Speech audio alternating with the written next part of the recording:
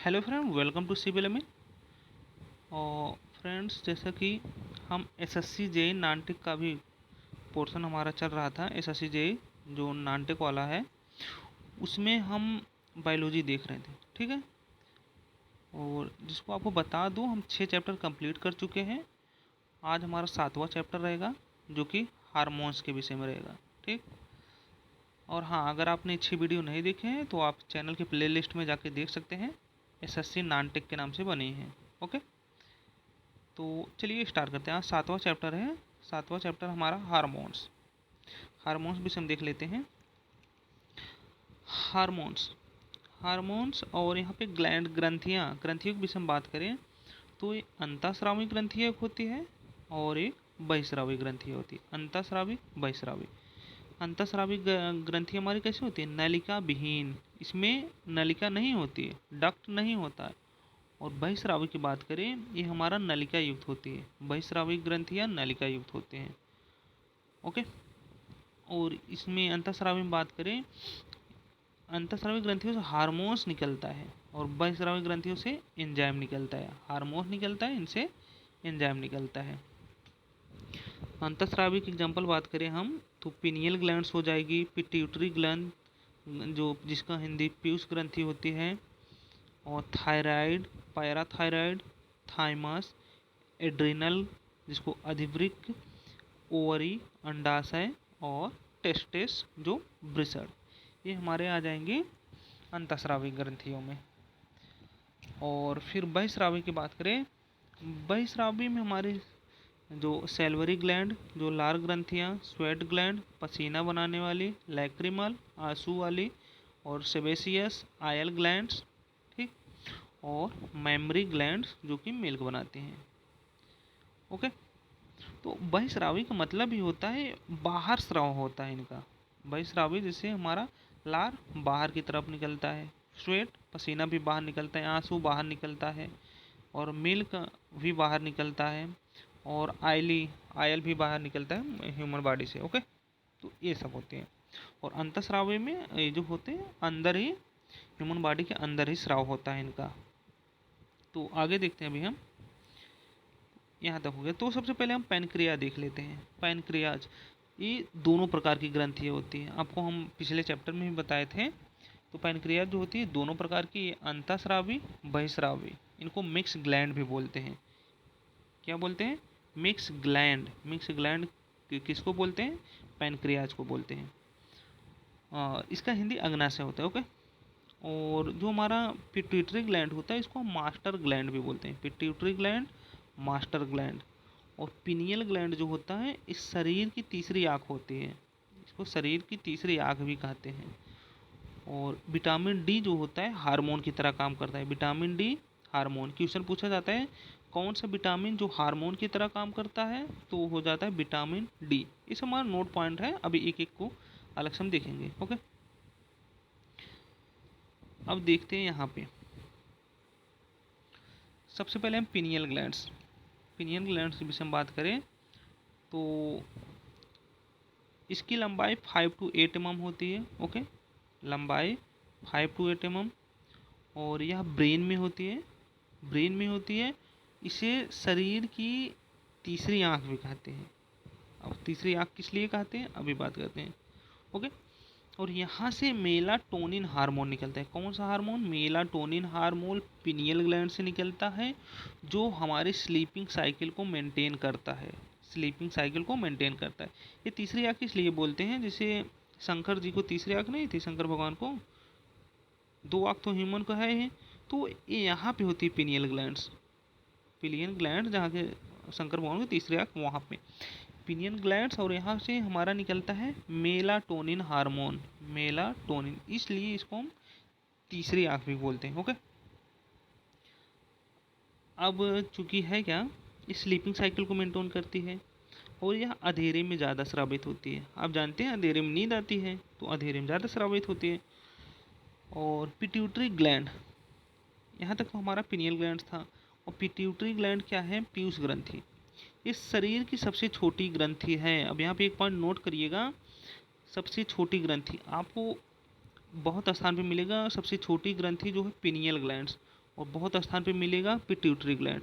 तो इसमें कन्फ्यूजन है, आप लोग पता करके या कमेंट बॉक्स में अगर आप पता हो तो आप बता सकते हैं पिट्यूटरी ग्लैंड होगा कि पीनियल ग्लैंड्स होगा। ओके, और पिट्यूटरी ग्लैंड या मस्तिष्क के निचले हिस्से में पाई जाती है और इसका वेट जो होता है 0.5 ग्राम वेट होता है और ये मटर के आकार की होती है। ओके, और इसको हम मास्टर ग्रंथि भी बोलते हैं, पीयूष ग्रंथि को मास्टर ग्रंथि भी बोलते हैं। क्यों बोलते हैं? क्योंकि इसमें से बहुत सारे हार्मोन्स निकलते हैं पिट्यूटरी ग्लैंड, जैसे प्रोलैक्टिन। प्रोलैक्टिन क्या काम करता है? दूध का स्राव करता है। सोमाइट्रोपिन इस शरीर की वृद्धि में काम करता है, एक ग्रोथ हार्मोन, ठीक है। और TSH थायराइड स्टूमुलेटिंग हार्मोन भी यहाँ से स्रावित होता है। ACTH एड्रीनो कार्टिकोट्रोपिक हार्मोन्स भी यहाँ से स्रावित होता है। और ल्यूटिनाइजिंग ये फीमेल और मेल सेक्स हार्मोन है। ल्यूटिनाइजिंग जो है female and male sex hormone को स्राव करने में मदद करता है। ओके, और ऑक्सीटोसिन ये हमारा मिल्क प्रोडक्शन में काम करता है, यह प्रोटीन है। ऑक्सीटोसिन यह एक प्रोटीन है और प्रोलैक्टिन जो होते हैं दूध स्राव में या मिल्क स्राव में मदद करता है, ये मिल्क प्रोडक्शन में मदद करता है। और वैसोप्रेसिन बात करें, शरीर में जल की मात्रा को नियंत्रित करता है। शरीर में अगर पूछा जाए जल की मात्रा को कौन नियंत्रित करता है तो वैसोप्रेसिन होता है। और वैसोप्रेसिन को ADH तो एंटी डायवेटरी हार्मोन भी कहते हैं। ADH एंटी डायवेटरी हार्मोन भी कहते हैं। अब यहाँ पे देख लेते हैं थायराइड ग्लैंड। थायराइड ग्लैंड ये हमारी गले में होती है, आपको पता है, या कहाँ पे होती है? गले में होती है और यह तितली के आकार की होती है। और यहाँ से हार्मोन से निकलता है हमारा थायरॉक्सिन हार्मोन। थायराइड ग्लैंड से थायरॉक्सिन हमें हार्मोन्स, और ये शरीर की जो मेटाबॉलिज्म है उपापचय को सही रखती है। ओके, और अगर आयोडीन की कमी हो जाती है तो इस ग्रंथि में सूजन आ जाती है, जिससे कौन सा रोग हो जाता है? घीघा रोग। घीघा रोग आयोडीन की कमी की वजह से होता है। ओके, और अगर हम बात करें सबसे बड़ी अंतःस्रावी ग्रंथि, सबसे बड़ी अंतःस्रावी ग्रंथि तो हमारी यही थायराइड ग्लैंड ही होती है। तो अंतःस्रावी हो गई, तो बहिस्रावी के विषय में सबसे बड़ी ग्रंथि, ओवरऑल ग्रंथि पूछें तो लीवर होती है।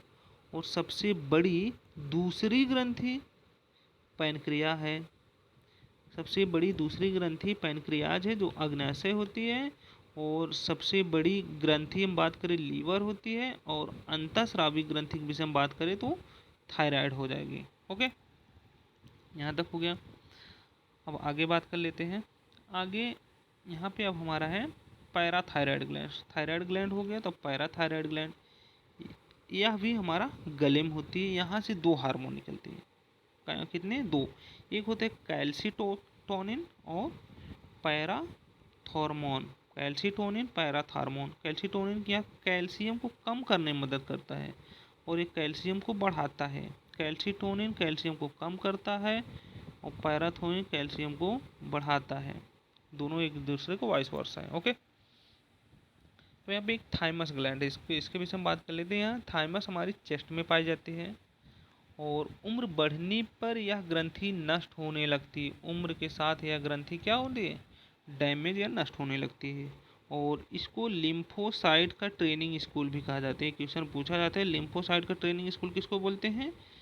थाइमस ग्लैंड को बोलते हैं। और यहाँ से हार्मोन जो निकलता है थाइमोसिन हार्मोन निकलता है। ओके, यह किस में मदद करता है? शरीर की प्रतिरक्षा तंत्र को स्ट्रॉन्ग करने में मदद करता है। शरीर की प्रतिरक्षा तंत्र को स्ट्रॉन्ग करता है, क्योंकि लिम्फोसाइट तो ये शरीर की प्रतिरक्षा तंत्र से है। अब बात करें हम एड्रिनल ग्लैंड। एड्रिनल ग्लैंड जिसका हिंदी होता है अधिवृक्क ग्रंथि। तो एड्रिनल ग्लैंड यह हमारे किडनी के ऊपर होती है और यहाँ से निकलने वाले हार्मोन जो होते हैं वो बेसिकली है adrenaline, adrenaline and cortisol. Adrenaline, cortisol. Adrenaline का एड्रेनलिन को और किस नाम से? लड़ो और उड़ो हार्मोन, जीवन रक्षक हार्मोन, इमरजेंसी हार्मोन। लड़ो उड़ो, जीवन रक्षक, इमरजेंसी। ओके, और जो एड्रेनलिन को हम 3F हार्मोन भी बोलते हैं। 3F क्या मतलब? यहाँ पे एक F का मतलब होता है फियर, दूसरे का फाइट, तीसरे का फ्लो, उड़ जाना या भाग जाना। ओके, ये होता है। और बेसिकली इसका वर्क जो होता है, ये ब्लड प्रेशर को कंट्रोल करता है। ब्लड प्रेशर, जब आप कहीं पे लड़ाई झगड़ा होता रहता है, या आप डर रहे होते हैं या भाग रहे होते हैं, तो उस टाइम हमारा ब्लड प्रेशर ही बढ़ता है। तो उसको हम एक कंट्रोल करता है एड्रेनलिन ग्लैंड। इसको लड़ो उड़ो, जीवन रक्षक, इमरजेंसी हार्मोन भी बोलते हैं। और स्ट्रेस हार्मोन भी इसको बोलते हैं। स्ट्रेस को चूंकि ये कम करता है ये हार्मोन। और यहाँ पे जो कार्टिसोल, कार्टिसोल की कमी से एक रोग हो जाता है, उसको बोलते हैं एडिशन रोग। एडिशन रोग किसकी कमी से होता है? कार्टिसोल की वजह से। ओके, अब यहाँ पे आ गया ओवरी। यहीं से क्वेश्चन पूछा जाता है इन्हीं दो से, ओवरी और टेस्टिस से। ओवरी और टेस्टिस से ओवरी में दो हार्मोन निकलते हैं। हार्मोन का नाम ये पूछा है, तो ओवरी में दो हार्मोन। ओवरी बेसिकली ये फीमेल से रिलेटेड है। तो ये अंडाशय, ओवरी का हिंदी अंडाशय, टेस्टिस का वृषण, अंडाशय वृषण। तो यहाँ पे बात कर लेते हैं, एक मिनट। ओके, अंडाशय वृषण, ये देखिए यहाँ से एक निकलता है एस्ट्रोजन, प्रोजेस्ट्रॉन।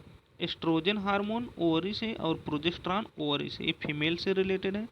और टेस्टिस अभी आपको याद करने का तरीका भी बताएंगे, क्योंकि ऐसे ऐसे नाम हैं याद नहीं होते। और टेस्टेड जो हमारे वृषण से निकलते हैं, वृषण से, वो बेसिकली है कौन से? Androgen and testosterone. Androgen and testosterone. अगर आपको चारों ऑप्शन में दे दिया जाए, पूछा जाए कौन सा मेल हार्मोन है कौन सा फीमेल, तो आप वहाँ पे कंफ्यूज हो जाएंगे। तो आपको याद करने का तरीका, ATM, ATM मशीन होती है ना, ATM। यहाँ पे जो ए का मतलब है एंड्रोजन, एंड्रोजन। ओके, और टी का मतलब है टेस्टिस्टेरोन, टेस्टोस्टेरोन। ओके, और एम का यहाँ पे मेल, एम का मेल हो जाएगा, ए का एंड्रोजन और टी का टेस्टोस्टेरोन। तो एम से मेल हो जाएगा। ये दोनों हमारा मेल को हो जाते हैं, आप ATM याद करिएगा। और इसके अलावा जो ऑप्शन रहेगा, एस्ट्रोजन दिया रहेगा या प्रोजेस्ट्रॉन, कोई एक दिया रहेगा तो फीमेल का हो जाएगा। अगर इन दोनों में से कोई दिया रहेगा तो मेल का हो जाएगा। बस यही तरीका है। और फिर और देख लेते हैं। अब पैनक्रियाज, पैनक्रियाज जो अग्न्याशय है, यहाँ से तीन हार्मोन निकलते हैं। तीन हार्मोन कौन कौन से? इंसुलिन, इंसुलिन जो कि हमारा बीटा सेल से निकलती है, बीटा सेल से। और यह ग्लूकोज को ग्लाइकोजन में बदलता है। ग्लूकोज को ग्लाइकोजन में कौन? इंसुलिन, बीटा सेल से। और एक निकलता है ग्लूकागोन, जो कि अल्फा सेल से निकलता है। एक ग्लाइकोजन को ग्लूकोज में बदलता है, ग्लाइकोजन को ग्लूकोज में ग्लूकागॉन, ग्लूकोज को ग्लाइकोजन में इंसुलिन। ओके, अब चूंकि अल्फा सेल से। अब यहाँ पे एक है somatostatin, somatostatin alpha beta gamma या इसको डेल्टा सेल से निकलता है। तो इसका वर्क क्या होता है? इंसुलिन एंड ग्लूकागॉन की मात्रा को नियंत्रित करता है, सोमैटोस्टैटिन जो है। अब यहाँ पे बात कर लेते हैं, पैनक्रियाज में लैंगरहैंस की द्वीपिकाएँ होती हैं। लैंगरहैंस की द्वीपिकाएँ कहाँ पे होती है? पैनक्रियाज में।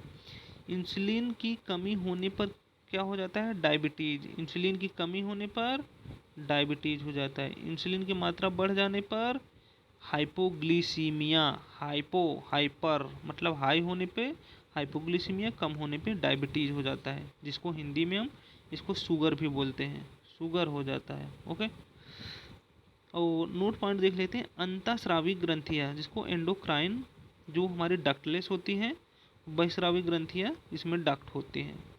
ओके, इसको स्टार्टिंग में हम बात कर लिए थे। और यहाँ पे आयोडीन, आयोडीन यह हमारा एक समुद्री शैवाल है। आयोडीन एक समुद्री शैवाल में पाया जाता है, उसका नाम होता है लैमिनेरिया शैवाल। लैमिनेरिया शैवाल, जिसमें आयोडीन पाया जाता है।